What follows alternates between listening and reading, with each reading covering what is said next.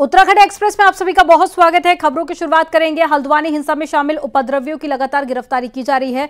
Police ने बुधवार को 6 और उपद्रवियों को गिरफ्तार किया, जिनमें से 3 पर पुलिस की गाड़ी और आग लगाने का आरोप है। पुलिस अभी तक इस पूरे मामले में 74 गिरफ्तारी कर चुकी है, लेकिन घटना का मुख्य आरोपी अब्दुल मलिक, उसका बेटा और 2 अन्य नामजद आरोपी फरार हैं, जिन्हें पकड़ने के लिए पुलिस लगातार कई राज्यों में दबिश दे रही है।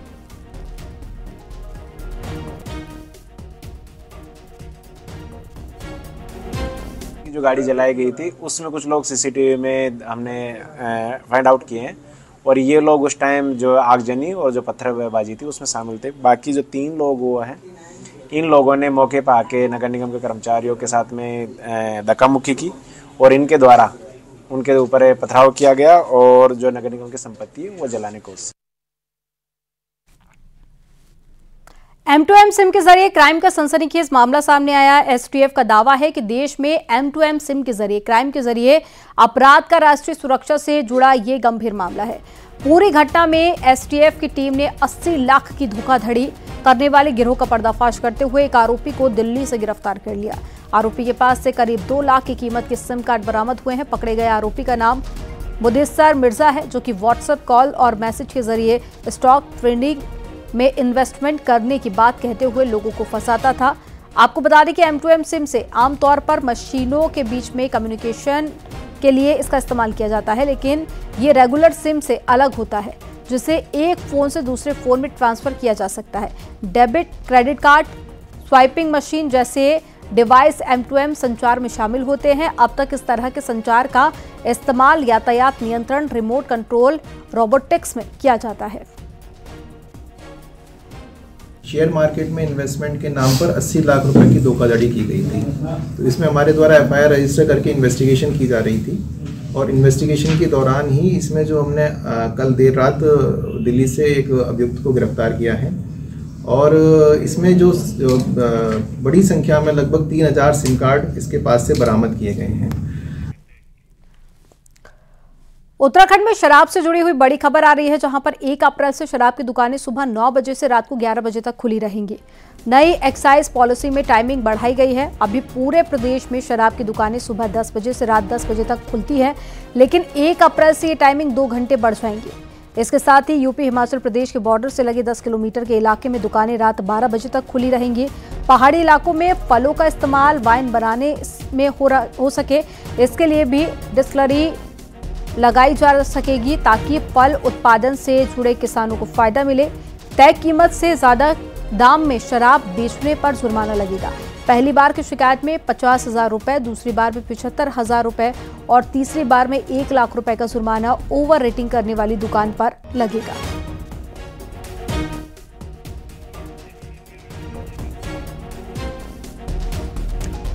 टिहरी से खबर है, जहां पर बीती रात एक दर्दनाक हादसा हो गया। दिल्ली यमुनोत्री हाईवे पर एक कार गहरी खाई में गिर गई, जिसमें 6 लोगों की मौत हो गई है। सभी लोग उत्तरकाशी से देहरादून जा रहे थे, तभी अगड़ाल पुल के पास में यह हादसा हो गया। सूचना मिलने पर SDRF की टीम ने शवों को खाई से बाहर निकाला।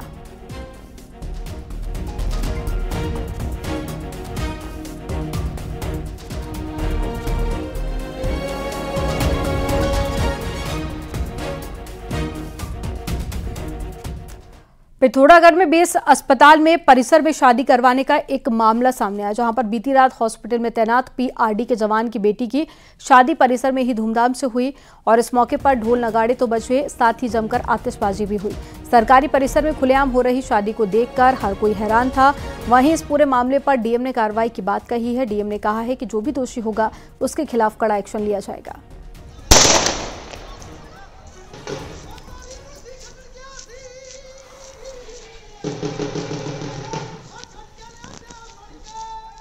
कल की ये घटना है, आज ही संज्ञान में आया है कि किसी वहाँ तैनात किसी एम्प्लॉय ने अपनी बेटी की शादी उसके उस प्रमाइसेस का यूज़ किया है।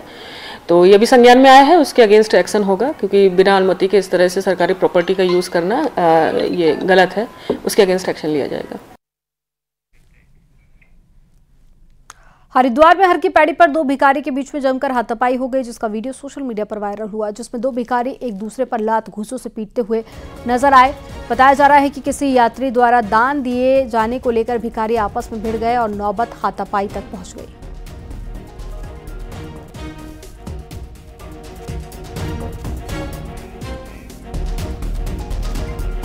विजिलेंस की टीम ने काशीपुर में एक पटवारी को 7,000 रुपए की घूस लेते हुए पकड़ा। बताया जा रहा है कि बरखेड़ा गांव से किसी ग्रामीण ने शिकायत की थी कि पटवारी आय प्रमाण पत्र बनाने के लिए रिश्वत मांग रहा है और बुधवार को विजिलेंस ने पटवारी धर्मेंद्र को पकड़ा। इस दौरान वकीलों ने पटवारी को निर्दोष फंसाए जाने की बात कहते हुए हंगामा भी काटा। अभी पटवारी से विजिलेंस की पूछताछ जारी है।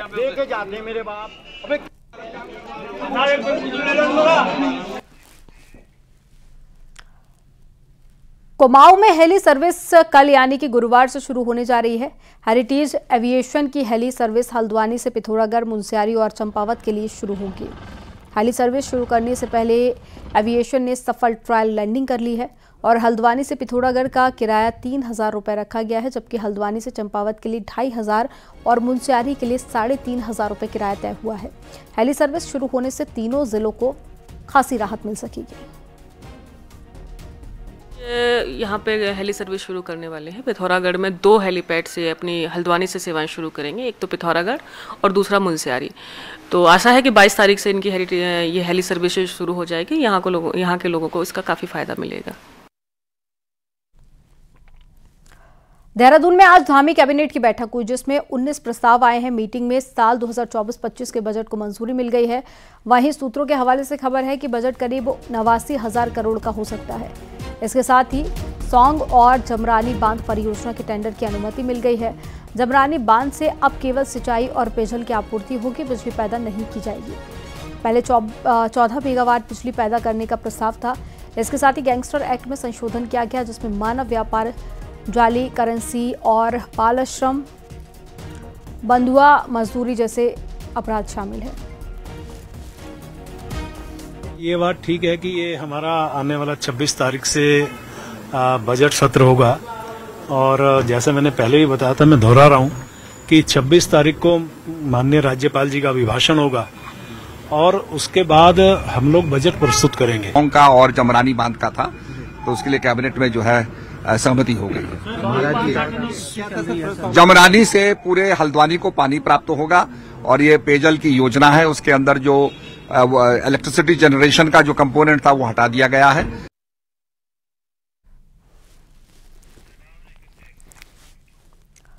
सीएम पुष्कर सिंह धामी ने लोक सेवा आयोग के माध्यम से वित्त विभाग के अंतर्गत लेखा परीक्षक के पद पर चयनित 51 अभ्यर्थियों को बुधवार को नियुक्ति पत्र प्रदान किए।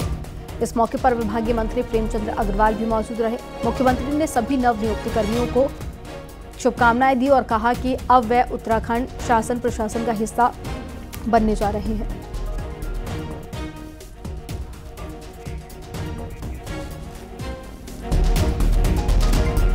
बीजेपी राष्ट्रीय महामंत्री संगठन बीएल संतोष और दुष्यंत गौतम की संघ के साथ में समन्वय मीटिंग हुई और फिर अपने पदाधिकारियों और सीनियर नेताओं के साथ में मंथन हुआ, जिसे लोकसभा चुनावों के फाइनल काउंटडाउन के तौर पर भी देखा जा रहा है। रिपोर्ट आपको दिखाते हैं।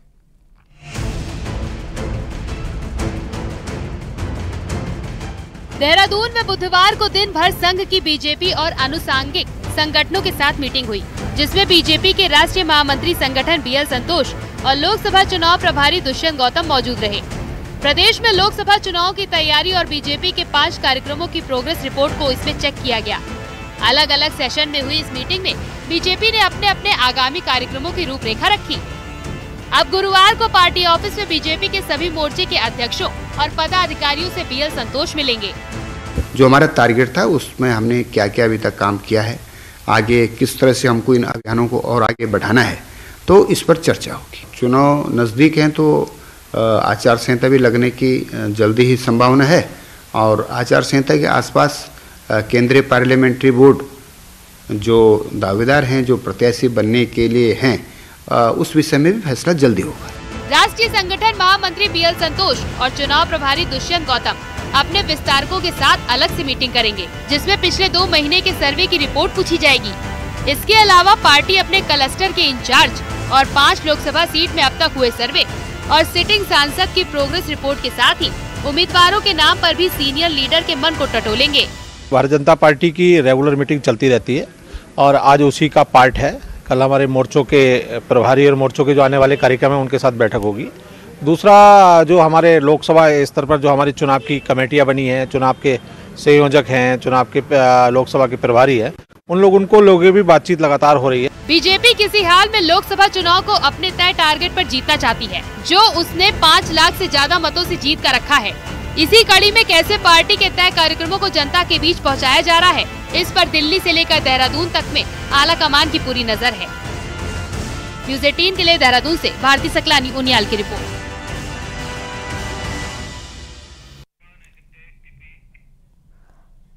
देहरादून में मुख्य सचिव राधा रतूड़ी ने पिथौरागढ़ के आदि कैलाश क्षेत्र में सुविधाएं बेहतर करने के लिए पर्यटन विभाग के साथ में मीटिंग की।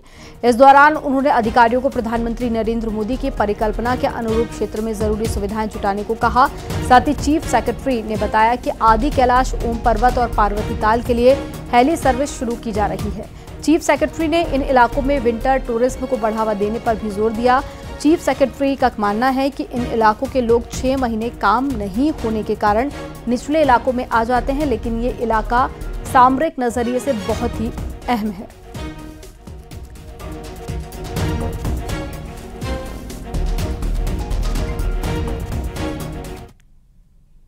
यूपी में समाजवादी पार्टी और कांग्रेस का गठबंधन हो गया है, लेकिन उत्तराखंड में कांग्रेस का कोई भी साथी नहीं है।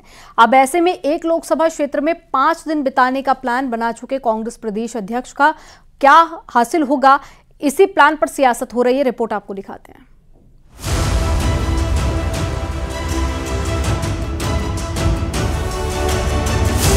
$25 करोड़ की आबादी वाले उत्तर प्रदेश में कांग्रेस और समाजवादी पार्टी मिलकर चुनाव लड़ेगी। यदि धर्म और जाति के समीकरण पर मामला फिट बैठा तो क्या पता 2-4 सीटें कांग्रेस के खाते में आ जाएं। लेकिन यूपी से 25 गुना कम आबादी वाले उत्तराखंड में ऐसा कुछ भी नहीं है। लोकसभा की 5 सीटें हैं, जिन पर 2 बार से बीजेपी जीत रही है। ऐसे माहौल में कांग्रेस प्रदेश अध्यक्ष करण माहरा ने 5 सीटों पर 5-5 दिन बिताने का प्लान बनाया है।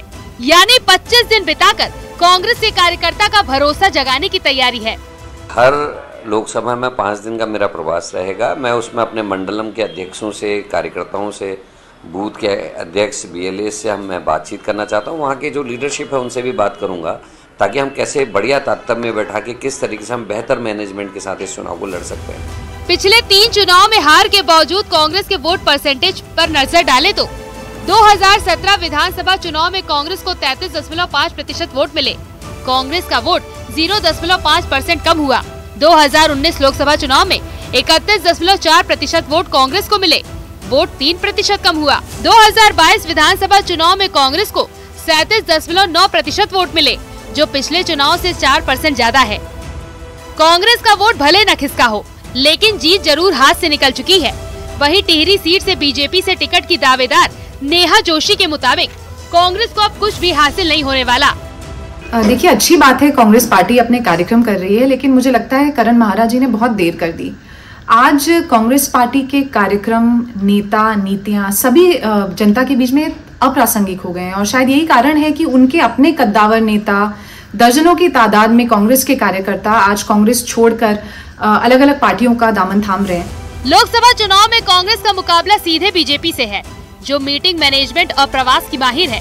ऐसे में आखिरी वक्त पर कांग्रेस प्रदेश अध्यक्ष के 25 दिन के प्लान से लोकसभा चुनाव में क्या हासिल होगा, ये बड़ा सवाल है। दीपांकर भट्ट, न्यूज़ 18 देहरादून।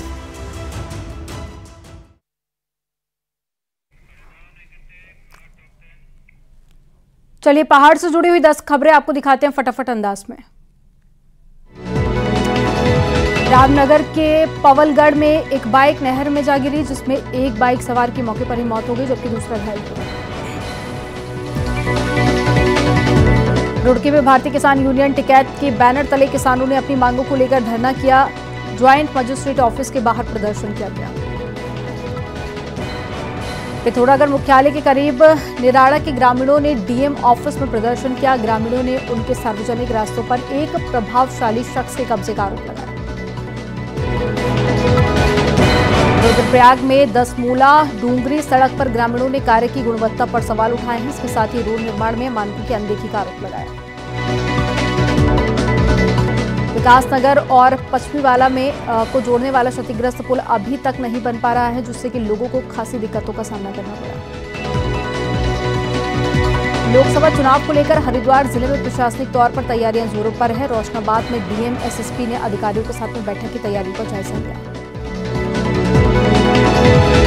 पौड़ी जिले में आगामी लोकसभा चुनाव को शांतिपूर्ण ढंग से संपन्न करवाने के लिए एसएसपी ने आपराधिक प्रवृत्ति के लोगों पर नजर बनाए रखने के निर्देश दिए। ऋषिकेश में श्रीदेव सुमन विश्वविद्यालय का दीक्षांत समारोह हुआ, जिसमें राज्यपाल लेफ्टिनेंट जनरल गुरमीत सिंह मौजूद रहे। टीवी सांसद माला राज्य लक्ष्मी शाह ने जिला विकास समन्वय और निगरानी समिति की बैठक ली। बैठक में कई अधिकारी नहीं पहुंचे। उत्तराखंड बोर्ड की हाई स्कूल और इंटरमीडिएट की परीक्षा 26 फरवरी से शुरू होनी है, जिसके लिए आज सभी परीक्षा प्रभारियों की बैठक मुख्य शिक्षा अधिकारी ने ली। पिथौरागढ़ के उच्च हिमालयी क्षेत्र में बर्फीले तूफान ने खासी दिक्कत खड़ी कर दी है और गूंजी और साथ ही उसके आसपास के इलाकों में तेज बर्फीली तूफान भी आया है, जिस कारण बर्फ ने घरों के साथ ही सुरक्षा बलों की चौकियों को भी अपनी चपेट में ले लिया है। चाइना गेट के पास में बड़ा बर्फीला पहाड़ टूटने से लिपुलेख रोड भी बंद हो गया है। बर्फीला तूफान 60 किलोमीटर प्रति घंटे की रफ्तार से आगे बढ़ रहा है।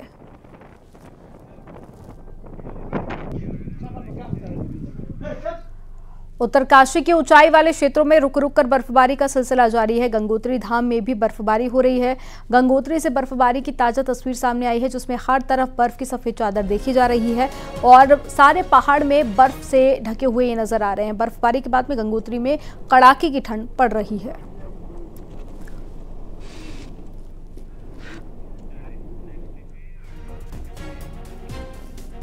चमोली के ऊंचाई वाले इलाकों में पिछले 3 दिनों से लगातार बर्फबारी हो रही है।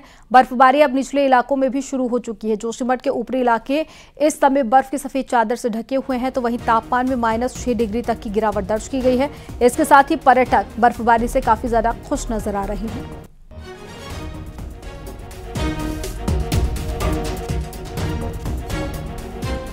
बहुत अच्छा है, बिल्कुल स्विट्जरलैंड की तरह हमें लगा। अच्छा स्नोफॉल का मौका मिल रहा है और देखा जाए तो ओली का भविष्य इसी बर्फ के उसमें काम करता है। बहुत मजा आ रहा है। देखिए, हम तो यहाँ घूमने आए थे जी ओली में, लेकिन हमको पता नहीं था कि ऐसा स्नोफॉल मिलेगा जी। आते हमको ऐसा स्नोफॉल मिला कि हमारा जितना भी हमने खर्चा लगाया था हमारा वसूल हो गया जी। आप लोग भी आइए ओली घूमने, बहुत अच्छा है ओली। मतलब आपको ऐसे स्नोफॉल मिलेगा बर्फ में। देखिए, एकदम लाइव स्नोफॉल जिंदगी में पहली बार देख रहे हैं हम। ओली, बद्रीनाथ धाम, हेमकुंड साहिब में बर्फबारी हो रही है। तो आप देखिए, अब जो जोशीमठ का जो ऊपरी इलाका है, जो मुख्य बाजार से ऊपर का इलाका है, वहां पे बर्फबारी हो रही है। लोअर ओली इसे कहा जाता है और बर्फबारी की ये तस्वीरें आप देखिए पर्यटकों के लिए काफी मनमोहक है। और आने वाले समय में अगर आज देर रात तक जमकर बर्फबारी हुई तो ओली में लगभग 1 से 2 फीट तक और बर्फ जम जाएगी, जिसके बाद ओली आने वाले पर्यटकों के लिए कहीं ना कहीं ये बर्फ एक सौगात के रूप में होगी। तो वहीं अब बर्फबारी के बाद नेशनल खेलों की उम्मीदें भी ओली में बढ़ चुकी हैं। बस अगर इसी तरीके से आज देर रात को बर्फबारी होती रही तो कल पूरे ओली में बर्फ की सफेद चादर ढक चुकी होगी। मौसम विभाग के अलर्ट के बाद प्रशासन ने सारी व्यवस्थाओं को चाक चौबंद करने का दावा किया है और प्रशासन का कहना है कि सड़क मार्ग पर अतिरिक्त जेसीबी मशीनों को भी तैनात कर दिया गया है। पूर्व राज्यपाल भगत सिंह कोश्यारी अल्मोड़ा जिले के दौरे पर है। अल्मोड़ा के सर्किट हाउस में भगत सिंह कोश्यारी ने लोगों से मुलाकात की। कोश्यारी ने कहा कि राज्य बनने के बाद में तेजी से सड़कों का जाल बिछा है, मेडिकल कॉलेज खुले हैं। इसके साथ ही पहाड़ का मोटा अनाज देश भर में श्री अन्न के रूप में प्रसिद्ध हो गया है। राज्य का विकास तेजी के साथ में हो रहा है।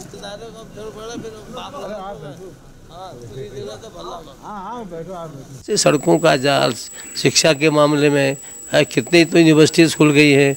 आज अगर उत्तराखंड के अंदर प्राइवेट और सरकारी मिला करके 3 दर्जन से ऊपर विश्वविद्यालय बन गए हैं। अब कभी कल्पना की थी कि आपने अल्मोड़ा जैसे और पिथौरागढ़ जैसे शहर में मेडिकल कॉलेज होगा? उत्तराखंडी फिल्मों और म्यूजिक एल्बम का चर्चित चेहरा गीता उनियाल का मंगलवार रात निधन हो गया। वहीं आज उनका अंतिम संस्कार किया गया। स्वर्गीय गीता उनियाल कुछ समय से कैंसर से जूझ रही थी। और उनके निधन पर उत्तराखंड के कलाकारों के बीच में मायूसी है। वहीं मुख्यमंत्री पुष्कर सिंह धामी ने ट्वीट करके स्वर्गीय गीता उनियाल को श्रद्धांजलि दी।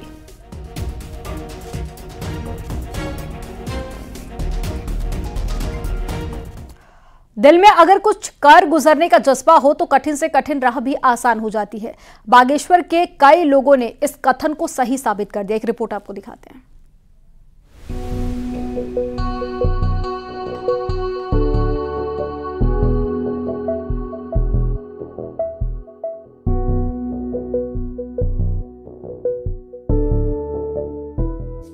पहाड़ों से जहां लोग पलायन कर रहे हैं और मकान खंडहर और खेत बंजर हो रहे हैं, वहीं बागेश्वर के कई किसानों ने सेब, कीवी, लेमन ग्रास, तेजपत्ता और तिमूर की खेती करके बंजर खेतों को फिर से हरा भरा कर दिया है। पहाड़ के कई गांवों के किसान जंगली जानवरों के फसलों के नुकसान, सिंचाई की समस्या के चलते खेती छोड़ चुके थे, लेकिन अब ये किसान उन सभी के लिए मिसाल बन रहे हैं। कई लोग जो बाहर कंपनियों में नौकरी करते थे तो वो उन्होंने घर आके अपनी बंजर भूमि को पुनः आबाद करने की कोशिश की है और उनकी जो कोशिश थी वो सफल भी हुई है काफ़ी हद तक। कोरोना काल से सारी स्थितियां खराब हो चुकी हैं काम धाम की, तो आदमी वापस अपनी जो खेती बाड़ी है हर कोई कर रहा है। कोई सब्जी लगा रहा है, कोई फूल लगा रहा है, कोई कीवी कर रहा है, कोई सेब लगा रहा है, तो बहुत अच्छी है। इसमें आमदनी भी होगी और खेत भी आबाद रहेंगे। पिछले लंबे वक्त से यहाँ खेत बंजर थे, लेकिन अब यही बंजर भूमि से किसानों की आर्थिकी में सुधार हो रहा है। पहाड़ों से पलायन रोकने के लिए सरकार हर संभव प्रयास कर रही है और सरकार का कृषि पर पूरा फोकस है। हम प्रतिवर्ष ये माने कि 5 से 10% इसमें इजाफा हो रहा है और लगातार लोग विभागीय योजनाओं का लाभ उठाकर कीवी उत्पादन, मशरूम उत्पादन, स्ट्रॉबेरी का उत्पादन, अनेक ऐसे सेक्टर हैं जिसमें कि उद्यान विभाग का हेल्प लोग ले रहे हैं। बागेश्वर के कई गाँव में फिर से रौनक आने लगी है, पुराने घर फिर से संवरने लगे हैं और लोग खेती के जरिए नया संदेश दे रहे हैं। न्यूज़ 18 के लिए बागेश्वर से सुष्मिता थापा की रिपोर्ट। यहाँ वक्त हो गया एक छोटे से ब्रेक का, आप देखते रहिए न्यूज़ 18।